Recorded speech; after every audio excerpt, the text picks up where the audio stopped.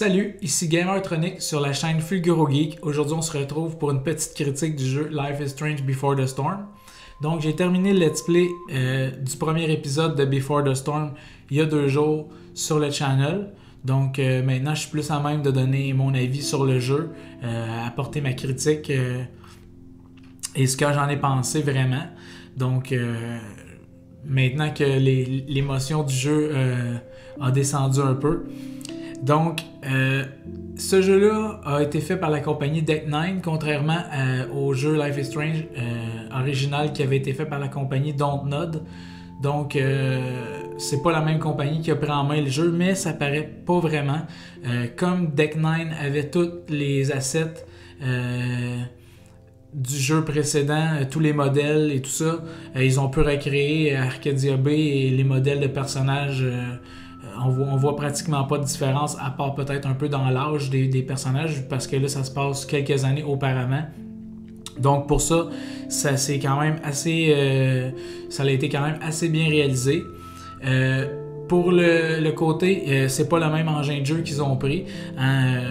On sait que Life is Strange, l'original avait été fait avec le Unreal Engine 3. Celui-là a été fait avec Unity. De temps en temps, j'ai l'impression que ça peut peut-être causer quelques petits problèmes de performance, un petit peu de lag quand il y a certains effets de lumière ou de bloom ou des effets graphiques un peu dans l'imagerie du jeu. Ça peut causer des petits lags, mais c'est rien pour briser le jeu. C'est peut-être que ça va être résolu avec une patch ultérieurement. Donc ça, j'en ai aucune idée. Mais le jeu reste quand même un excellent jeu. Ils ont gardé l'atmosphère du jeu original, que ce soit avec le côté des dialogues, avec la musique. On sait que Life is Strange avait été reconnu beaucoup pour sa trame musicale qui donnait vraiment le mood parfait au jeu. Bien, dans celui-là, ils ont conservé cette tradition-là. Donc, le mood du jeu est vraiment basé sur la musique et la musique qu'ils ont choisie est vraiment bonne.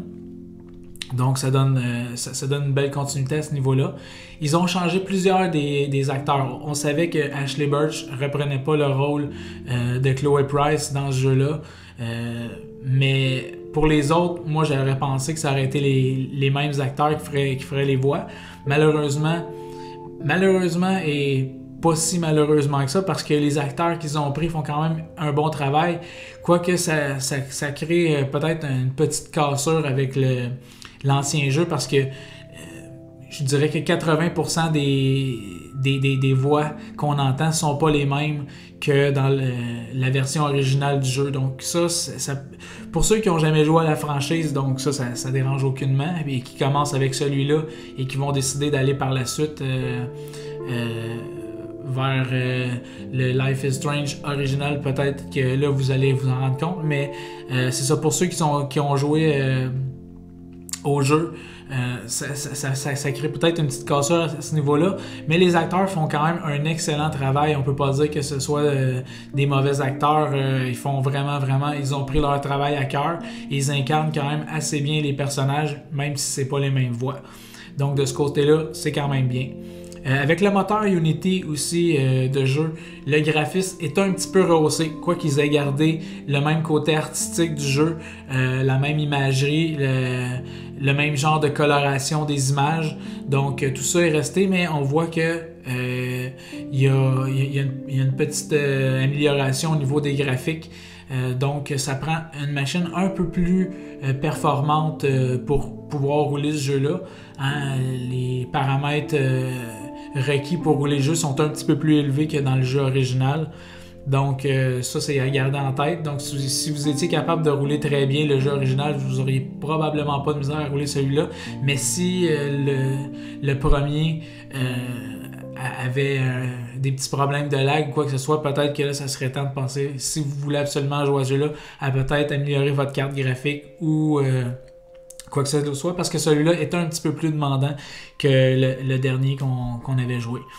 Donc, comme j'ai dit, c'est un prequel, donc on se retrouve dans ce jeu-là à jouer le personnage de Chloe Price, et c'est dans le fond son histoire, sa rencontre avec Rachel Amber, le personnage dont on entend tellement parler dans la version originale de Life is Strange. Donc c'est leur rencontre à ces deux-là et leur histoire. Là, c'est seulement le premier épisode. Hein, c'est un jeu épisodique aussi, pareil comme le premier. Donc, il y a pas...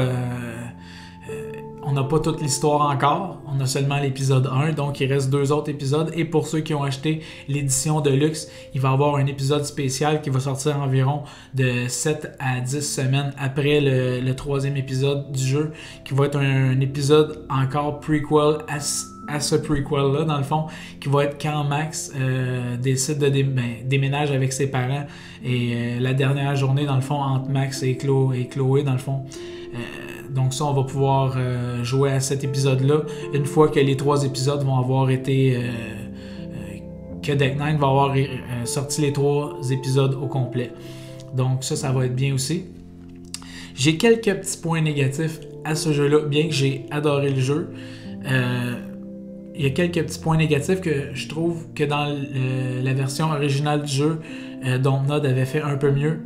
Un qui c'est peut-être juste... c'est vraiment pas grand-chose, mais ça brise minimalement l'immersion. Dans le jeu original, il n'y avait aucune transition entre le gameplay. Il n'y avait pas de load screen entre le gameplay et les séquences vidéo. Quand il y avait une séquence vidéo qui embarquait, souvent ça arrivait qu'on se ramassait soit directement dans le gameplay ou quand le gameplay finissait et qu'on embarquait dans une séquence vidéo, ça l'embarquait immédiatement. Dans celui-là, il y a un petit loading screen où on voit l'image en arrière-plan de Before the Storm pendant peut-être 4 ou 5 secondes avant que ça l'arrive. Donc ça, je crois qu'ils auraient peut-être pu enlever ça ou trouver une manière qu'il n'y ait pas ce temps de load à faire là, par je sais pas quel moyen, mais s'ils ont réussi à le faire dans le jeu qui est plus ancien, dans les jeux plus récents, on a sûrement la méthode pour le faire aussi. Surtout que le jeu est basé sur les mêmes mécaniques, ça change pas, donc ça se joue de la même façon. Donc je verrais pas pourquoi ils seraient obligés de faire ça. J'ai perçu 3 ou 4 fois des petits bugs audio, où l'audio semblait couper pendant peut-être 2 secondes, où l'audio semblait baisser drastiquement et ensuite revenir normalement à un volume normal. Je sais pas ça non plus si c'était voulu ou si c'est des petits bugs qui ont été laissés parce qu'il y a eu un petit manque de testing ou quoi que ce soit. Mais ça, c'est pas si grave que ça non plus. Comme je vous dis, c'est des trucs minimes, là. Je critique peut-être pour rien, mais je dois le souligner quand même parce que la manière dont je critique un jeu, c'est que si je donne une note ou j'ai une appréciation d'un jeu et qu'il en sort un nouveau de la même franchise, je vais me baser sur la version précédente pour faire mon appréciation du nouveau. Donc, s'il y a certaines choses qui sont un peu moins fortes sur le nouveau, je vais les mentionner. Une autre chose aussi que j'ai trouvé, et ça c'est peut-être un peu quelque chose qui m'a un peu plus tanné, c'est que souvent les environnements sont vides. En voulant dire que dans le premier Life is Strange, quand on arrivait à un endroit, par exemple, si vous y avez joué, vous vous souvenez de la scène de cours d'école. Bon, quand ils arrivent dans le cours d'école, il y a des gens partout, là. On peut passer peut-être pratiquement 45 minutes à regarder des trucs, à parler avec des gens qui sont là.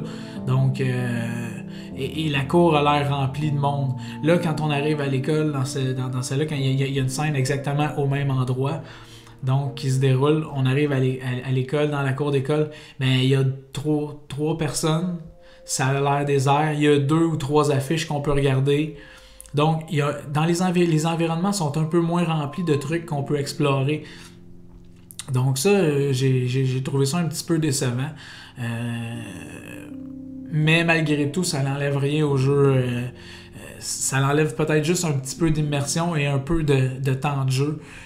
Peut-être aussi qu'ils ont juste décidé que c'était des trucs inutiles et que les gens s'attardaient pas vraiment à ça. Peut-être que c'est pas tout le monde non plus qui s'attardait à lire toutes les affiches. Qu'il y a beaucoup de gens qui allaient du point A au point B qui rentraient, qui allaient faire leur objectif et que c'était tout. Donc peut-être qu'ils ont décidé que ça, ils étaient